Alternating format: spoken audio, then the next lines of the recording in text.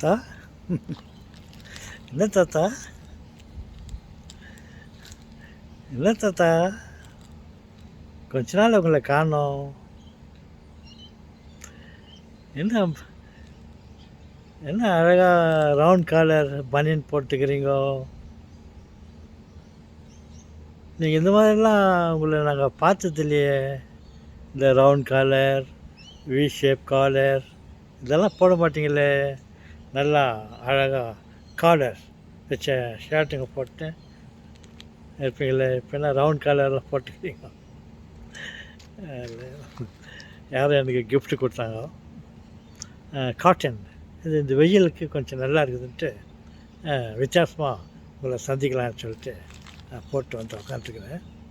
என் செல்வங்களே, எப்படி இருக்கிறீங்கோ? ஓகே.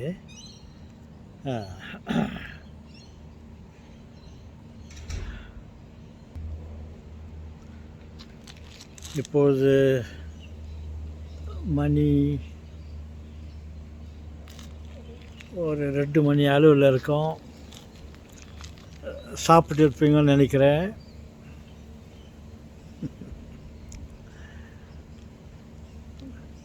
நான் இன்னும் சாப்பிடல. சாப்பாடு ரெடியாக இருக்குது. ஆனால் வந்து உங்களை பார்த்த உடனே, உங்கள்கிட்ட பேச ஆரம்பித்த உடனே என் பசியெல்லாம் பறந்தோடி போச்சு. பசி இல்லை. அப்போ என்ன இருக்குது தாத்தா, பசி இல்லையா? குஷி இருக்குது. குஷி. உங்களை பார்த்தோன்னே எனக்கு குஷி ஆச்சு. பசி போச்சு, குஷி வந்துச்சு. சொல்லுங்க தாத்தா, ஏதாவது கண்டுபிடிச்சிங்களா?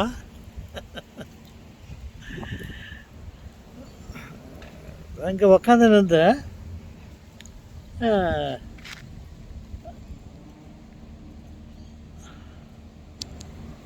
இங்கே தரையில் நிறையா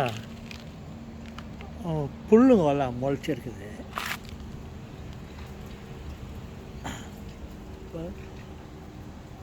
காங்க்ரீட் மேடை, காங்க்ரீட் போட்டுருக்காங்க. இந்த காங்க்ரீட்டில் ஒரு சின்ன கிராக், ஏர் கிராக்குன்னு சொல்லலாம்.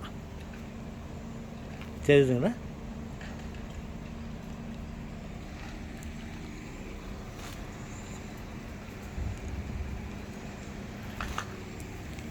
இந்த ஏர் கிராக்கில் புல் முளைஞ்சிருக்குது. அந்த புல் வந்து ரொம்ப மென்மையானது. அது முளைக்கும் போது அது ஜோராக ஊதுனாக்கா அது ஒடிஞ்சு விழுந்துடும். அப்பேற்பட்ட கிராஸ் புல்லு இந்த காங்க்ரீட் தரையில் ஒரு சின்ன ஏர் கிராக்குன்னு சொல்லுவாங்க. முடி அளவில் ஒரு ஏர் கிராக் வெடிப்பு இருக்குது. அந்த வெடிப்புக்குள்ளே, தரையிலிருந்து அந்த வெடிப்புக்குள்ளே அந்த புல் முளைச்சி மேலே வந்து பாருங்கள், இந்த அளவுக்கு வந்துக்குது. நான் அங்கே ஒரு முறை அதை பக்கத்தில் ஏதோ அதை அந்த ஓட்டை கொஞ்சம் பெருசாக பண்ணலான்னு சொல்லிட்டு ஒரு க்ரோ பார், மம்டி பார்ன்னு சொல்லுவாங்க, இரும்பு செய்யப்பட்ட ஒரு பெரிய கடபாருன்னு சொல்லுவாங்க. அந்த கடபாரியில் வந்து ஏதோ அங்கே கொஞ்சம் கேப் பண்ண என்னத்தை பண்ணணும்னு சொல்லிட்டு நான் ரொம்ப முயற்சி பண்ணி அதை கொத்துனேன்.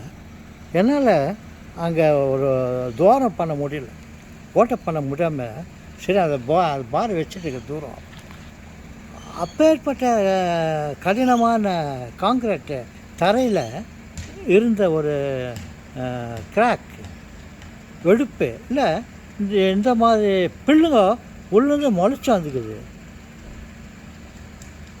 நீங்கள் யோசித்து பாருங்க, அப்பேற்பட்ட கடினமான தரையில் இருந்து ஒரு புல் முளைச்சிருக்குதுன்னா அந்த புல்லுக்கு எந்த அளவுக்கு அதுக்கு சக்தி இருந்திருக்கும். அந்த வெடிப்பை அந்த காங்கிரீட்டு தரையில் பழுந்துக்குன்னு அவ்வளோ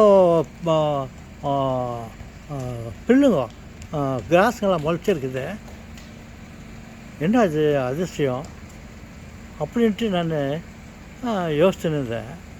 அப்புறம் அந்த பக்கத்தில் பார்த்தா ஒரு எறும்பு புத்து இருந்துச்சு.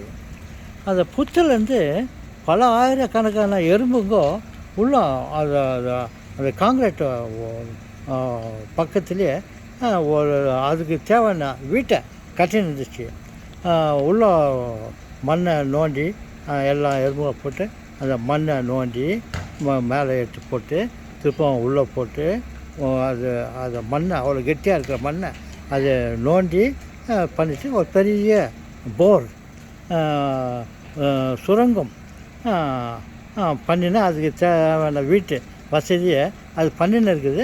அங்கேருந்து ஏறக்குறைய ஒரு இவ்வளோ அளவுக்கு மண் இதோட 4-5 அளவு மண் உள்ளேருந்து நோண்டி எடுத்து வெளியே வந்து போட்டுருந்துச்சு.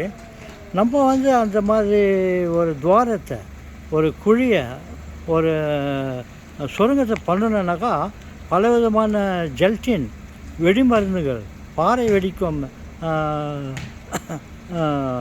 வெடி மருந்துகளை உபயோகித்தான் நம்ம அந்த அளவுக்கு மண்ணை எடுக்க முடியும். இந்த எறும்புகளை பாருங்க, எந்த விதமான ஆயுதங்களின் உதவி இல்லாமல் அதுங்கள உள்ளே போய்ட்டு தன்னுடைய வாயால் கையால் மண்ணை நோண்டி ஒரு பெரிய ஆழம் நோண்டி எல்லாம் மண்ணுகள்லாம் வெளியே கொட்டிக்குது. கடவுள் பாருங்க, அதுங்களுக்கு எவ்வளோ சக்தியை கொடுத்துக்கிறாரு.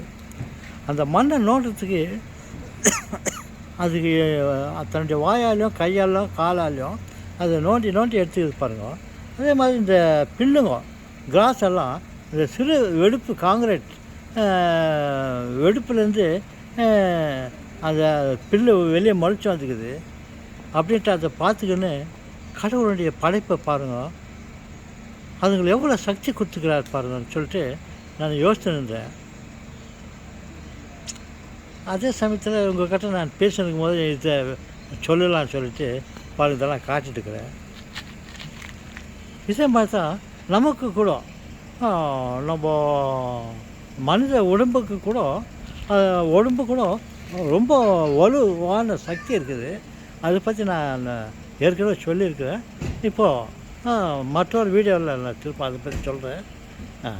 ஓகே அன்புகளே, தாத்தா பல நாட்களுக்கு பிறகு உங்களுக்கு திருப்பம் என்னுடைய கண்டுபிடிப்பு, என்னுடைய சிந்தனையை உங்கள்கிட்ட சிதற விட்டு இருக்கிறேன். அதை பற்றி நீங்களும் யோசியுங்கள். வணக்கம்.